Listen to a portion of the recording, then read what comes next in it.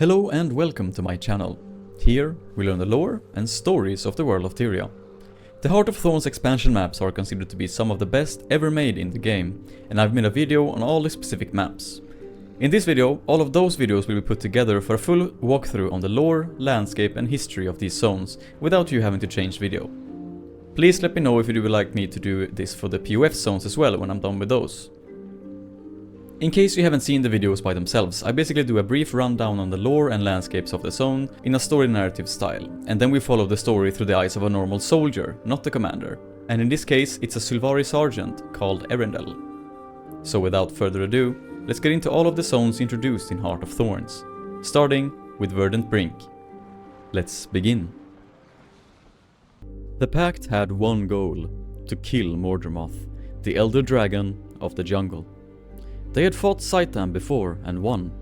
They had airships, soldiers and powerful leaders. They believed this battle would be the same. They gathered their strongest forces and launched a massive air assault deep into the heart of Maguuma. It was supposed to be a quick and powerful attack. Instead, it became a nightmare. As the packed fleet flew towards the jungle, everything seemed normal. The ships were full of brave soldiers. But as they got closer to Mordremoth's territory, something changed. A deep voice filled the air. It wasn't a sound, it was inside their minds. Massive vines shot up from the jungle below. They wrapped around the airships, crushing them, tearing them from the sky. The Sylvari soldiers froze, some clutched their heads, others fell to their knees. The voice became stronger, louder, commanding. Then, without warning, they turned. Sylvari soldiers attacked their own allies. They drew their weapons and betrayed the pact. No one expected this. The fleet fell into chaos. One by one, the ships fell. Fire and smoke filled the air. Soldiers screamed as they plunged into the jungle below. The pact was no longer attacking Mordremoth. They were falling into its trap.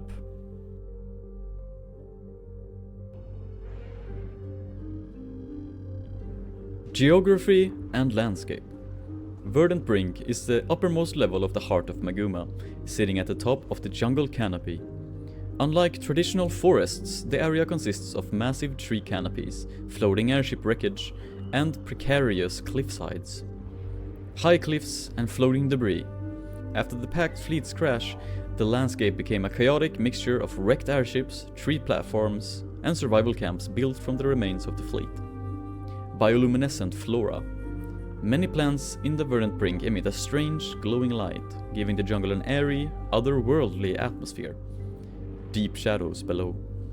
Beneath the tree canopies, the jungle floor is dangerous and suffocating, home to deadly creatures and Mordrem nests. The area is split into two main zones. The upper jungle, canopy level, controlled by the Pact, where survivors attempt to regroup. The lower jungle, jungle floor, controlled by Mordremoth's forces, filled with hostile creatures, carnivorous plants, and Mordrem abominations. Factions and key locations. Despite their defeat, the Pact is still fighting. Survivors have built makeshift bases using airship wreckage. Jaka Itzel village, a high-leg settlement that helps Pact forces. The Canopy Waypoint, a high-ground base where Pact leaders regroup and plan their counterattack. Nighttime defenses. At night, Mordrem attacks increase, forcing survivors to fortify their positions until daylight. Verdant Brink's importance in the war. Verdant Brink is the first major battleground in the war against Mordremoth. The Pact's survival depends on holding this territory. If they lose Verdant Brink, they cannot push deeper into the jungle. The Pact commander's arrival marks a turning point, rallying the remaining forces for an assault on the dragon. Despite Mordremoth's overwhelming power, the Pact fights back, turning airship wreckage into barricades, weapons, and defenses. Final thoughts. Verdant Brink is a place of tragedy, survival, and war. It is where the Pact's greatest defeat happened. Sylvari's struggle against Mordremoth's corruption. The first step towards defeating the Elder Dragon was taken. It is the gateway to the heart of Maguuma, and the start of the final battle against Mordremoth. Now for the story of the Pact Sergeant Arendelle. The Verdant Maw. The Fall. The sky was on fire. Arundel fell fast, spinning through the thick smoke, his body weightless as a packed fleet was destroyed above him. Around him, airships were breaking apart, torn from the sky like dry leaves in a storm. Soldiers screamed, some still holding on to the wreckage, others vanishing into the darkness below. He reached out, trying to grab onto something, anything, but there was nothing. The jungle was waiting. The moment he hit the trees, vines lashed out, wrapping around him like they were alive. He crashed through thick branches, his armor scraping against rough bark. Then, impact. His body hit the ground hard, pain shooting through his limbs. For a long time, he didn't move. Above him, the sky still burned. Pieces of wrecked airships kept falling, some crashing into the jungle, others disappearing into the shadows below. Then, silence. Not true silence. The jungle was alive, moving in ways it shouldn't. Vines twisted and curled, creeping towards the bodies of the fallen soldiers. The trees pulsed like they were breathing. And inside his mind, something was there. It wasn't speaking, it wasn't using words, it was just watching. Mordramoth. A deep, heavy feeling pressed against Arundel's thoughts. Not a voice, but something worse. A presence, a will, telling him to submit. His breath quickened. No! He was Sylvari, a child of the Pale Tree. He would not bow to the jungle. With shaking hands, he pulled himself up. He was alive. Now he had to find the pack commander and other survivors. The jungle wakes. The jungle was wrong. Arundel had seen forests before, but this place was different. The trees were too big, their bark covered in glowing veins. Strange flowers opened and closed, their petals moving like fingers. The air was thick and heavy, filled with a low hum, like the whole jungle was thinking. Somewhere in the distance, something moved. Arundel stayed low, his heart pounding. He wasn't alone. Ahead, the wreckage of the packed ship lay scattered across the jungle floor. Torn metal, broken wood, bodies. But some of the bodies were moving. Survivors. Arundel ran toward them, his boots crunching over broken debris. He saw a human soldier, blood on his armor, struggling to pull another man free from the wreck. Then, a scream. Sharp, terrified. Arundel spun around. Something huge moved between the trees. A Mordrum guard. It rose from the undergrowth, its twisted body made of roots, thorns, and pulsing green light. Its hollow eyes locked onto the survivors. Then, it attacked. Arundel rushed forward, his dagger in hand, but he was too late. The Mordrum's bladed arm swung down, crushing the struggling soldier. The jungle swallowed the scream. The second survivor ran. Arundel ran too. The chase. The Mordrum guard followed. It moved too fast, crashing through trees, its clawed hands reaching for them. Vines whipped through the air, grabbing at Arundel's feet. He jumped over a fallen branch, dodging left, right, anything to stay ahead. He could see it now, the canopy waypoint, a packed stronghold built high in the trees, a safe place. Almost there. Then a vine wrapped around his ankle. Arundel hit the ground hard, pain shooting through his ribs. The Mordrum guard loomed over him, its claws raised. He reached for his dagger, but a gunshot. The creature staggered back, green sap spraying from its shoulder. More shots. Then, packed soldiers rushed from the trees, weapons raised. Arrows and bullets tore into the Mordrum guard's body. It screeched, thrashing wildly, before collapsing into a pile of twisted roots. A voice shouted, "Get him inside!" Hands grabbed Arundel, pulling him towards safety. The canopy waypoint was alive with activity. Soldiers moved everywhere, tending to the wounded, reforging weapons, setting up defenses. The place was built from airship wreckage, tied together with wood and rope. Arundel staggered forward, his legs weak. Then he saw them. Standing in the center of the camp, giving orders, surrounded by survivors. The packed commander. The one person who could still win this war. For the first time since the crash, Arundel felt a flicker of hope. He took a step forward, about to call out. Then a deep thundering roar. The jungle shook, soldiers froze, vines curled back as if afraid. Something massive was coming. The sky darkened, Arendel's breath caught in his throat. The battle for Verdant Brink had only just begun. Deep in the wild Maguuma jungle, Auric Basin is a beautiful but dangerous place. Here, tall golden towers rise above the thick jungle trees, glowing with ancient magic from a long-lost civilization. Huge waterfalls crash down cliffs, their sounds lost in the dense jungle.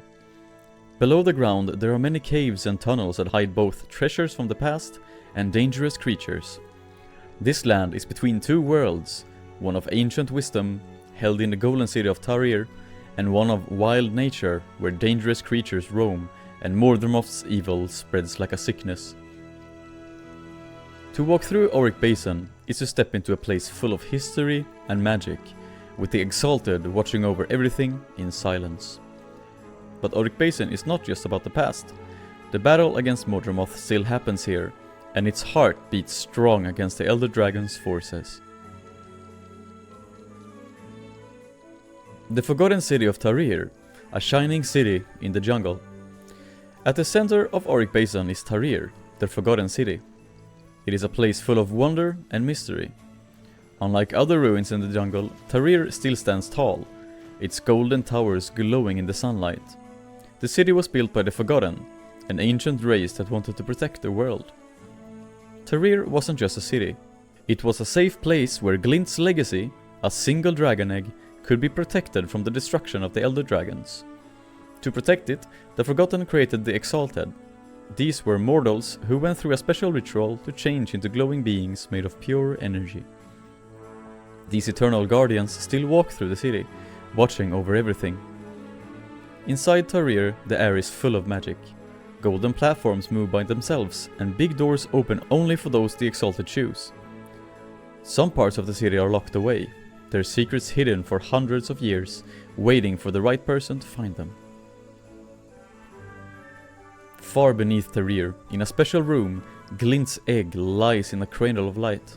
It holds the greatest hope for the future, and it must be kept safe at all costs. The wild jungle beyond Tarir. Outside Tarir, Auric Basin is a huge jungle filled with both beauty and danger. The land is full of high cliffs, waterfalls and dark forests where few dare to go. The jungle is ancient, with trees so tall that they seem to touch the sky. Their roots twist through the soil like giant stone pillars. The air is full of the smell of wet earth, flowers and strange creatures. The ground is uneven, covered in thick plants, fallen trees and glowing fungi that shine softly in the dark. Even though the jungle is full of wonders, it's not a safe place. Mordremoth's corruption spreads like a sickness, changing the plants and animals of the jungle. Vines move like snakes, wrapping around anything in their way. Trees bend and groan, their bark breaking open to show glowing green veins. The deeper you go into the jungle, the more twisted and unnatural it becomes. Anyone who ventures too far from Tarir might never return. The 4 outposts, the last defense. Scattered around Auric Basin are 4 exalted outposts. These are the last defenses against Mordremoth's army. Though smaller than Tarir, these watchtowers are built on ancient forgotten ruins, their golden walls glowing softly in the jungle. Each outpost has a special job, protecting parts of the basin and offering safety to those who fight with the Exalted. Northwatch is built on high cliffs. From here, you can see most of Auric Basin, but the climb to Northwatch is dangerous, and many paths lead to steep drops. Eastwatch is near waterfalls and hidden caves. It's both beautiful and dangerous. Some caves hold ancient treasures, but others are full of dangerous creatures called Chak. Southwatch is built in swampy land, where the ground is soft and wet. The air is thick with mist, and strange shapes move in the shadows. This outpost is the most isolated, and the Exalted here fight hard to keep the evil from spreading. Westwatch stand at the edge of Mordramoth's influence. The jungle here is twisted, and the air hums with dark energy. It's a place of constant battle between the Exalted and Mordramoth's forces. The hidden secrets of Auric Basin. Auric Basin isn't just a land of fighting, it's also a place full of mystery. Beneath the ground, there are huge caverns that stretch for miles. Some lead to old forgotten vaults filled with treasures, while others lead to the dark hives of the Chuck, where the air is full of strange sounds. There are also stories of lost shrines hidden deep in the jungle. Some believe these shrines hold knowledge even the Exalted don't know, but few who search for them ever come back. Then there are the phantoms, shadows that move quietly through the trees, figures that appear and disappear before your eyes. Some say they are ghosts of the forgotten, while others think they are lost travelers or something even stranger. A land of adventure. To travel through Auric Basin is to enter a world full of beauty and danger. It's a land where golden ruins rise high above the jungle, where rivers flow through ancient valleys, and where the fate of the world might depend on those brave enough to fight against the darkness. As long as Tarir stands, there is hope. And for those who are willing to walk its dangerous paths, there are many stories waiting to be told. Now, for the continuation of Erendel's journey.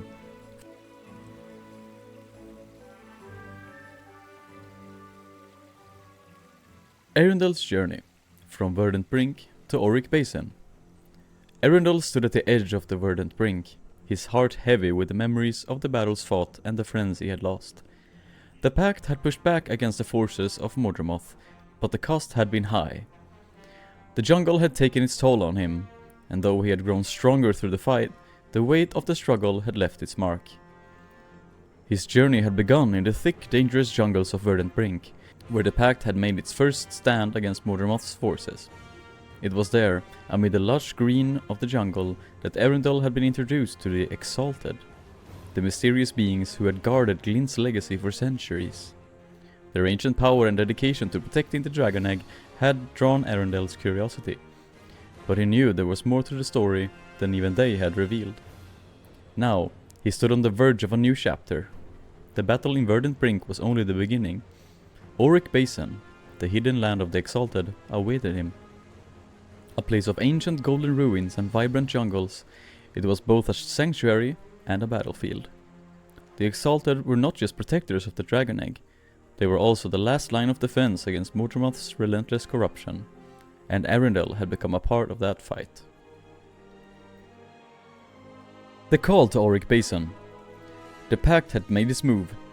With Verdant Brink secured, the next stage of the campaign was to push deeper into the jungle, into the heart of the land where Mordramoth's power was most concentrated.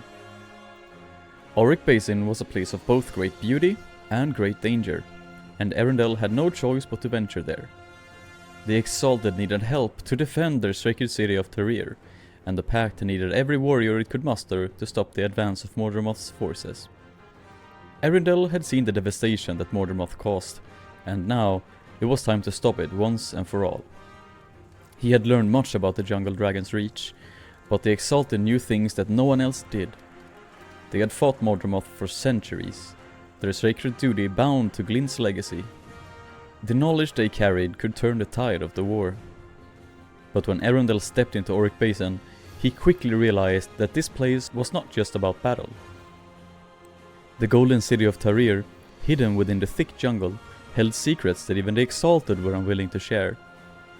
Erendel's instincts told him that this place had a role to play in the fate of Tyria, something far larger than just a battle with Mordramoth. Arrival at Tarir. As he approached the golden city, the massive spires of Tarir gleamed brightly in the distance, rising above the jungle like the last bastion of hope. The city was magnificent, its golden walls and intricate carvings telling a story older than the world itself. Erendel's awe was tempered by the knowledge that this city was not only a place of sanctuary, but also a battleground. Mordran forces had already begun to encroach upon its borders, their twisted corruption spreading like a shadow over everything in their path. At the gates of Tarir, Erendel was greeted by the Exalted. golden beings who radiated power and serenity. They welcomed him, but their eyes were full of unspoken burdens. These beings had been waiting for centuries, guarding Glint's legacy, but even their power was not enough to hold back the might of Mordremoth's growing forces. The Exalted explained their duty to Arendelle. Their eternal task was to protect the dragon egg hidden deep within the city, the very hope of the world. It was their mission to see that the egg would one day hatch, bringing with it the power needed to free the world from the grip of the Elder Dragons. Arendelle understood the gravity of his new role. The fight was no longer just about surviving, it was about securing the future of Tyria itself. The battle for the Exalted City. Soon, the quiet beauty of the Exalted City was shattered. Mordrem forces came in waves, their twisted creations pushing through the jungle with a relentless hunger. Mordremoth's corruption spread across the land, warping everything it touched, turning the jungle into a dark reflection of itself. Arendelle fought alongside the Exalted, his heart steeled against the horrors he faced. The city's defenses held, but only just. With each passing day, Mordremoth's forces seemed to grow stronger, pushing against the walls of Tyria. The Exalted's power was incredible, but even they could not stand alone against the sheer force of the dragon's influence. One of the greatest threats was the Mordrem Octavine, a massive monstrous creature that had been summoned by Mordremoth's will. It pulsed with dark green energy, and its very presence threatened to destroy the city. Arendelle and his allies fought valiantly against the Octavine, striking at its vulnerable points, hoping to weaken its unnatural strength. The battle was fierce, the air thick with the scent of burning leaves and the roar of battle. Arendelle felt the weight of every strike, the importance of every moment. The Exalted were strong, but they were not invincible. It would take everything Arendelle had to ensure their victory. A glimmer of hope. When the Octavine finally fell, the city seemed to breathe again. The Exalted stood tall, their forms glowing with golden energy. Tyria was safe, for now. But Arendelle knew this peace was fragile. Mordremoth's influence was far from gone, and the Exalted's war was not over. Yet, he also felt something else, a spark of hope. Through all the darkness and corruption, the Exalted had protected Glint's legacy. That egg still rested in its sacred chamber, untouched by the forces of Mordremoth. It was not just the future of the Exalted that depended on it, it was the future of the entire world. Arendelle had come to Auric Basin as a soldier, but he was leaving as something much more. A protector, a defender of hope. As he looked at the shining city of Tyria, he knew that his journey had only begun.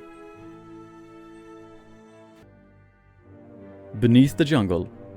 Beneath the towering canopy of the Maguuma jungle, far below the tangled vines and the thick humid air, lies a world unseen by the sun.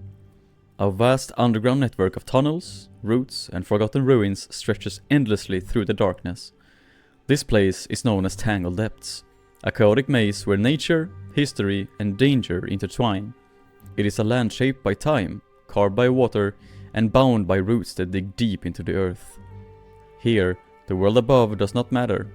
The rules of life are different. The creatures are ancient. The land is ever-shifting, and every shadow hides something unknown. But before this place became a war-torn battleground, before the rise of the jungle dragon Mordremoth, Tangled Depths had its own history. A story of civilizations lost, of creatures thriving in the dark, and of secrets buried under stone and soil. A world carved by time. The depths did not appear overnight. They were shaped by forces older than any living being in Tyria. The ground above was once solid, but over the centuries, rivers dug their way through the rock, carving massive caverns and winding tunnels. Water, slow but unstoppable, created lakes beneath the surface, leaving behind twisted pathways and towering stone pillars. But it was not just the earth and water that shaped this underground world. The great roots of the jungle above stretched deep into the depths, seeking water and sustenance. Some were thin and fragile, while others grew as thick as trees, creating bridges and barriers between the tunnels. These roots were part of the land itself, woven into the very structure of Tangled Depths. Above, the jungle was filled with life, roaring waterfalls, lush greenery, and creatures of all kinds. But below, in the darkness, a different kind of ecosystem flourished. Strange fungi glowed with eerie colors, casting dim light into the shadows. Crystal formations jutted out from the cave walls, humming with energy. Massive underground lakes stretched into the distance, their waters black and still, hiding unknown creatures beneath their surface. This was a land untouched by the sun, yet alive in its own way. It was a world of hidden beauty and quiet danger, where even the smallest misstep could mean never finding a way back. The rise and fall of Radanovus. Before the depths became a battlefield, they were home to Radanovus, an advanced Asuran city lost to time. Long ago, Asuran scientists came to this place, drawn by the unknown. They were not like the arrogant scholars of Radasum, who looked only to their own intelligence. These Asura had a purpose. They sought to study the Elder Dragons. They believed that understanding these ancient things could reveal a way to defeat them. Radanovus became a fortress of knowledge. The Asura built great machines, conducted experiments, and mapped out the weaknesses of dragons. They worked in secret, hidden from the world, gathering data that could change the fate of Tyria. But one day, the city fell silent. The Shock, an ancient race of insect-like creatures, had lurked in the depths for centuries. These creatures were not mindless beasts. They were intelligent, powerful, and drawn to magic. The energy flowing through Radanovus attracted them like a beacon. When the Shock swarmed, nothing could stop them. They poured through the tunnels in endless waves, destroying machines, overwhelming defenses, and devouring anything in their path. The Asura fought, but their weapons failed. One by one their numbers fell, and their city was lost. Now, only ruins remain. The great halls of Radanovus are buried beneath stone and webbing, and the knowledge stored within its walls is left to decay. But even after all this time, some secrets still linger, waiting for those brave enough to uncover them. A land claimed by war. For centuries, Tangled Depths remained a place of mystery, untouched by the outside world. The creatures here lived undisturbed, until Mordramoth, the jungle dragon, awoke. Mordramoth's power was different from that of the other elder dragons. It did not rule through destruction like Saitan, nor did it freeze the land like Jormag. Instead, its influence spread like a disease, twisting the jungle, reshaping the land, and corrupting all who stood in its way. The roots of Mordramoth dug deep, wrapping around the tunnels of Tangled Depths. The Mordram, the dragon's army, took control of the land, spreading terror through the caves. Creatures that had once lived in harmony were now hunted. The balance of the underground world was shattered. But not all who lived in the depths were so easily conquered. The Shock, despite their hostility toward all others, were not affected by Mordramoth's corruption. Their hunger for magic made them unpredictable, a force of chaos in the middle of the war. The Nuhawk and Itzel, the frog-like Hylek tribes of the jungle, refused to surrender. They knew the tunnels better than any outsider, and they used their knowledge to fight back. The Nuhawk, strong and sturdy, adapted to life underground, mastering the art of navigating the maze-like caverns. The Itzel, swift and clever, used the jungle's natural poisons against their enemies. And then there were the Exalted, ancient golden warriors created to protect the world from darkness. Though their numbers were few, they stood as beacons of hope within the depths, fighting to keep Mordramoth's corruption from spreading further. A maze of endless danger. To those who venture into Tangled Depths, the land itself is a challenge. There are no clear paths, no safe roads to follow. The tunnels twist and turn, leading explorers in circles, testing their willpower and survival skills.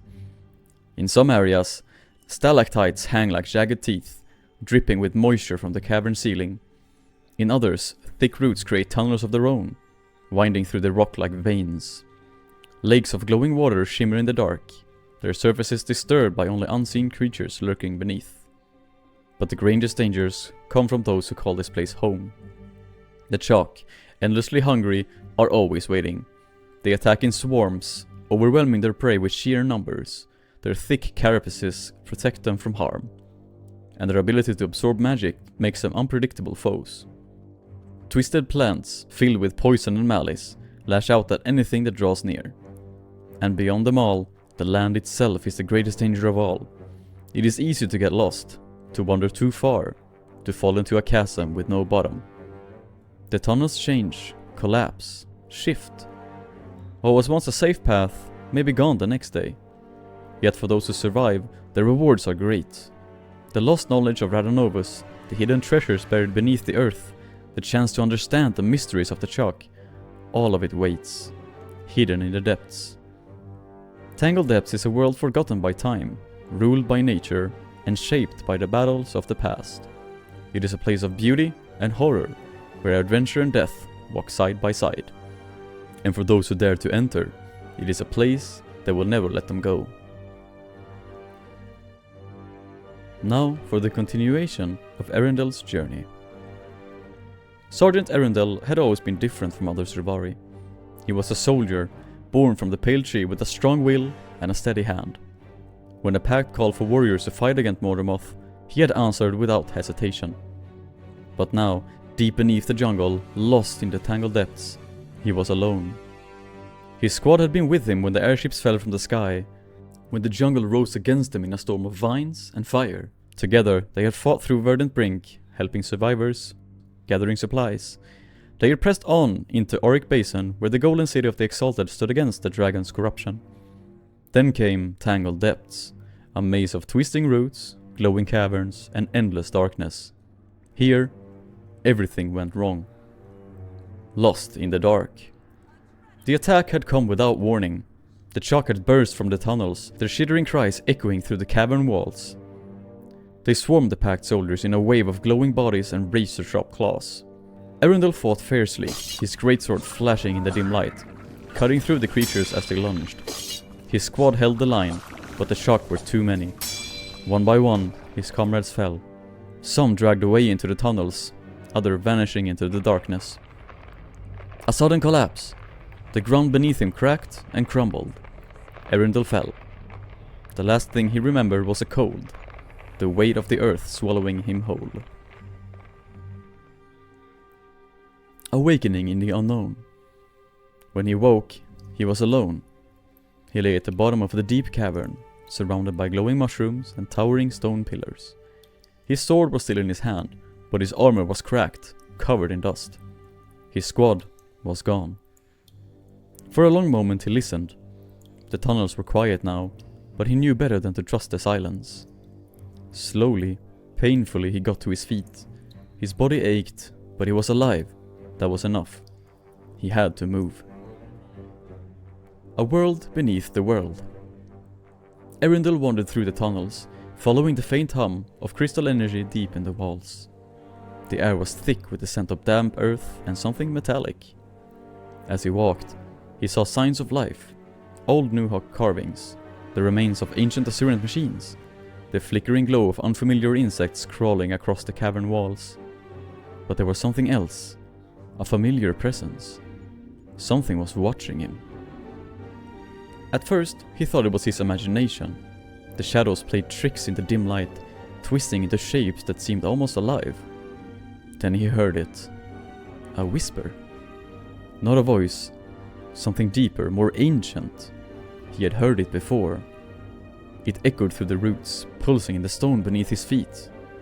Mordemoth. The dragon's mind still reached through the jungle, its will spreading through the land itself.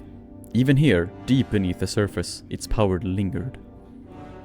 Erendel closed his eyes, steadying himself. He was Silvari, born of nature, connected to the dream. He had always felt the pull of something greater, but he had fought against it. He was not like others who had fallen to the dragon's call. But now, in the depths of the jungle, he could feel it clawing at the edges of his mind. He clenched his fists. No, he thought, I am still myself. He forced the whispers away and pressed on. The survivors. Days passed in the darkness. He walked the tunnels, searching for a way out, for his squad, for any sign of the pact. Then, at last, he found them. A small group of survivors, packed soldiers, Itzel scouts, and a lone exalted warrior, huddled around a flickering fire in the ruins of an old Assyrian outpost. They were battered, weary, but alive. Erendel stepped forward, and the soldiers raised their weapons, wary of a lone figure emerging from the shadows. Then they saw the packed insignia on his armor, the the familiar glow of a Sylvari untouched by corruption. A woman, a human ranger, let out a breath of relief. "You're one of us," she said. Arundel nodded, and for the first time since falling into the depths, he did not feel alone. A new mission. The survivors told him everything. The pact was still pushing forward, but the tunnels were crawling with enemies, Chuck, Mordrum, and things even older than the jungle itself. The soldiers here had been cut off, unable to move without drawing attention. They needed a way out. Arundel looked at the ruined outposts, at the wounded soldiers, at the endless maze stretching beyond them. "We don't escape," he said finally. "We push forward."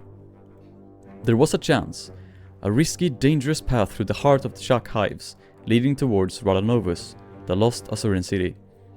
If they could reach it, they could regroup with the packed forces and strike deeper at Mordremoth's domain. The others hesitated, but in the end, they trusted him. Together, they gathered what supplies they could and prepared for the journey ahead. And as he stepped into the darkness, Sergeant Arundel led the way. Into the heart of the depths. The tunnels of Tangled Depths were ever-changing, shifting like a living thing. The path ahead was uncertain, but the mission was clear. Somewhere beyond this labyrinth, Mordremoth waited, and Arundel wanted nothing more than to see the dragon fall. The dragon's last stand. Deep in the heart of the Maguuma jungle, where the land itself has been twisted by the will of an elder dragon, lies Dragon's Stand. It is not a place of peace. It is not a place meant for life. It is a battlefield. Here, the jungle is no longer a forest, it is a weapon, reshaped by Mordremoth, the jungle dragon. Towering, twisted roots rise like jagged spires, forming massive walls that block all paths. Deep chasms cut through the land, filled with poisonous mist. The air itself is thick with the presence of the dragon, whispering through the trees, pressing against the minds of all who step too close. This is Mordremoth's domain, and it is dying with him. A land shaped by a dragon's will. Long ago, the Maguuma jungle was wild, but it was a natural place. The plants grew freely, the rivers ran clear, and the creatures lived as they always had. But when Mordremoth awoke, everything changed. The jungle did not simply fall to the dragon's corruption, it became part of him. His mind stretched through the roots, bending them to his will. His power ran through the trees, turning them into towering fortresses of vines and thorns. His voice whispered in the wind, calling his minions to him. Over time, the land itself became a living extension of Mordremoth. Now, there is nothing natural about Dragon's Stand. The sky is choked with thick green clouds, filled with the dragon's breath. The ground is covered in layers of twisted roots, curling around broken packed airships and crushed trees. The rivers are dried up, leaving behind pools of dark, stagnant water, shimmering with an eerie glow. In the distance, massive spires of stone and vine stretch high into the air, forming the remains of Mordrem strongholds.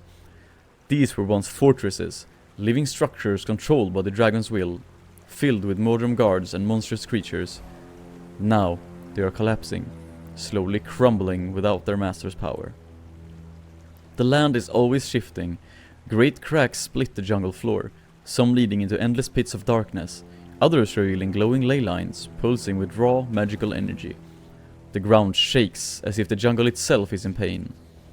Dragon's Stand is not just a site of the final battle, it is a land caught in the moment of destruction.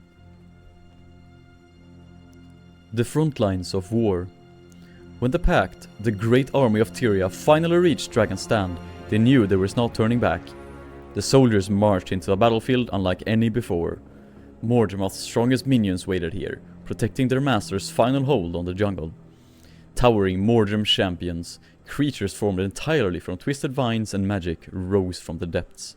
Mordrem commanders, once heroes and leaders of the Pact, now puppets of the dragon, led the enemy forces. The Pact had stood before their greatest challenge yet, to break through the jungle, destroy Mordremoth's last defenses, and strike at the heart of the dragon itself. They pushed forward, carving a path through the dragon's forces. But Mordremoth was not just a creature of strength, It was a creature of the mind. Even as the pact fought, the dragon's whispers filled the air. It tried to break them, to turn them against one another. Some warriors heard voices of their fallen friends, calling out to them from the shadows. Others felt their own minds slipping, the dragon clawing at their thoughts, trying to take control. Still, the pact pressed on. Through the ruined jungle, through Mordram strongholds, through the very heart of Mordramoth's power, they fought. Until, at last, they reached the dragon's domain. The final stand. Deep in the core of Dragon's Stand, where the jungle had folded in on itself, where the ground no longer felt real and the sky was swallowed by twisting vines, Mordramoth waited. But it was not like the other elder dragons. It did not have a great towering body of scales and claws. It did not rise from a mountain to meet its enemies. Mordramoth was the jungle. Its body was every root, every vine, every twisted creature that crawled through the battlefield. Its power flowed through the very land. Its true strength was not in its form, but in its mind. And so, the pack commander and their allies did not fight a dragon in the way history had known. They fought an idea, a will, a force of nature that would not let go. The battle was long. The jungle itself fought back, shifting beneath their feet, pulling them into darkness. The pack commander faced not just Mordramoth's minions, but its very thoughts, its voice in their head, its power pressing against their spirit. But in the end, they did what no one thought possible. They struck at the dragon's mind, shattering its control, breaking its hold on the jungle. Mordramoth's final roar shook the land. The roots trembled, the sky split open, and the jungle began to collapse. The battle was won, but the jungle would never be the same. A land without its master. With Mordramoth's death, Dragon's Stand did not return to what it was before. It couldn't. The jungle had been reshaped too deeply, twisted too completely. The great walls of vines and roots still stood, though they no longer moved with the will of their own. The chasms remained, filled with the remnants of the dragon's destruction. The land bore the scars of the battle, its very earth split open by the pact's final stand. Strange, broken pieces of Mordramoth's power still remain. Patches of jungle glow with unnatural energy, their plants growing in impossible, twisted patterns. Some parts of the land still shift, moving in slow, creeping motions, as if the jungle does not yet realize its master is gone. But though the jungle is still a ruin, it is no longer a battlefield. The dragon's whispers have gone silent. The Mordram, once countless, are now leaderless, their numbers fading. And in time, perhaps, life will return. The jungle is broken, but it's still a jungle. Plants grow, creatures wander through the ruins, and the pact, though battered, has survived. Dragon's Stand remains as a monument to the war, a place where a great battle was fought, where a dragon fell, where Tyria changed forever.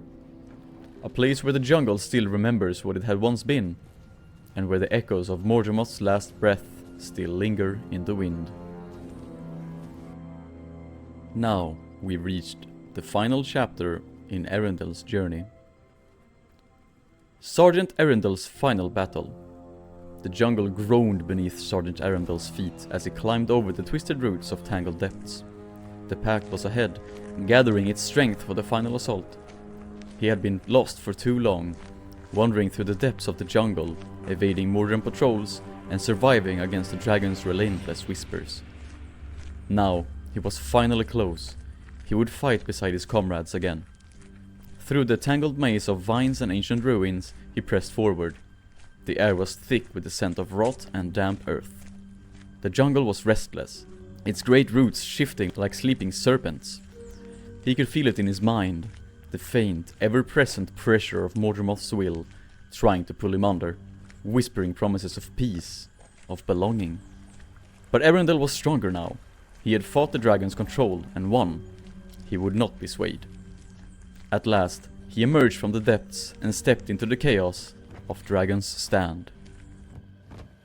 The last gathering. The Pact's forces had assembled, their banners torn, their armor battered. Airships hovered above, their hulls scarred from battles fought in the skies. The land beneath them was broken. Great chasms split the jungle floor, leaking green light from deep within. Giant twisted roots clawed at the sky, remnants of the dragon's power. The jungle itself felt alive, watching, waiting for the final battle to begin.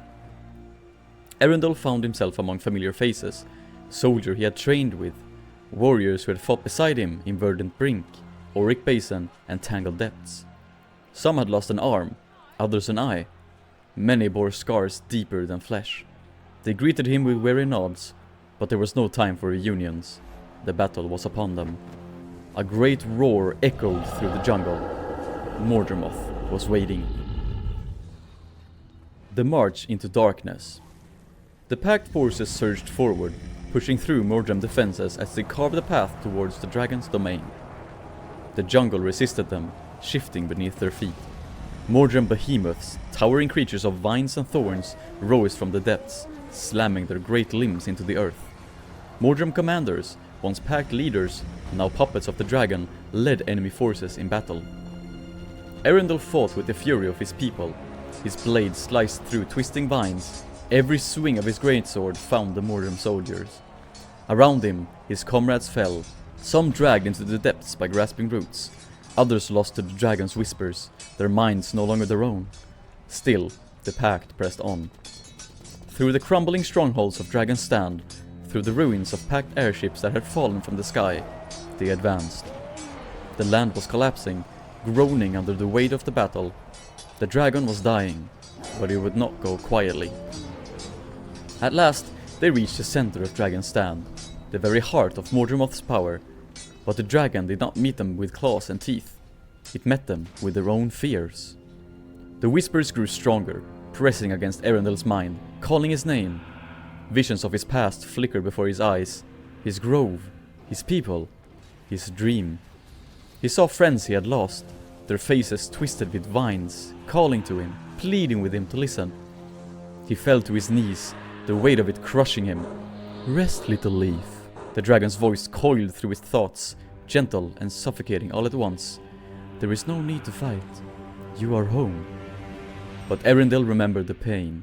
He remembered the suffering of his comrades, the destruction brought by Mordremoth's will. He remembered what had been taken from them. With a shuddering breath, he stood. He was not the dragon's puppet. He was part of the pact. He was free. He picked up his greatsword, took a deep breath, and charged. The fall of a dragon. The battle raged, not just in the physical world, but in the mind.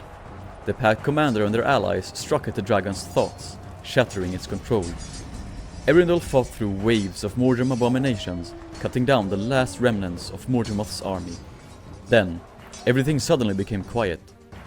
Something was about to charge. Soon, an enormous worm-like body appeared out of the ground, its body glowing with a faint green energy. The whispers in Arundel's mind became louder, heavier, but not commanding. He had freed himself mentally. He could feel the voice, but it was easy to withstand it now after everything he'd been through. The massive worm was none other than the one they call the mouth of Mordremoth, the physical part of Mordremoth. The packed soldiers froze and gasped at the humongous being. After a short while, the packed soldiers let out a huge battle cry and attacked the jungle dragon. With the packed commander and their allies attacking the dragon's thoughts, Arundel trusted them to do their part, and he saw hope in this endless battle against Mordremoth. Soon, they will be free. The battle against the dragon was fierce. Many soldiers fell. Even the dragon's own soldiers fell to the dragon's collateral damage. What felt like hours to Arundel was in fact only a couple of minutes. The battle was draining. He could feel his hits getting weaker as he grew more tired. He looked around. His allies fought valiantly, but everyone seemed to become exhausted from the days of battle they had behind them. This was the last effort of everything they came here for, to defeat the dragon and free themselves and the jungle from its grip. Then, at last, it happened. A final earth-shaking roar tore through the jungle. The ground trembled, the sky split open, and the very fabric of the jungle seemed to unravel. The great roots that held Dragon's Stand together began to collapse. Mordremoth's whispers turned into a scream, then to nothing. The jungle fell silent. The battle was over. The Aftermath. Arundel stood among the ruins of Dragon's Stand, the echoes of the dragon's final breath still lingering in the air. Around him, the pack gathered, their ranks battered but unbroken. The jungle still bore the scars of the war, but it no longer pulls with the dragon's will. For the first time since he had stepped into the jungle, Arundel felt truly free. He did not know what would come next. The pact was broken, its future uncertain. The jungle would never be what it once was. But he knew this: Mordemoth was gone. And for now, that was enough. The winds of Dragon's Stand whispered through the ruins, carrying away the last remnants of the dragon's voice. Arundel turned his gaze to the horizon, where the sky was no longer choked with green mist. For the first time in a long while, the jungle was quiet. This has been the complete story of the zones introduced in Heart of Thorns, the first expansion in Guild Wars 2. I hope you enjoyed this video. Please like and comment something you thought was interesting, and if you would like me to do this again with the Path of Fire zones when those are done. With that said, thank you for watching this video. Subscribe as well to not miss future lore content in this format. Now, take care, and I will see you in the next story. Goodbye.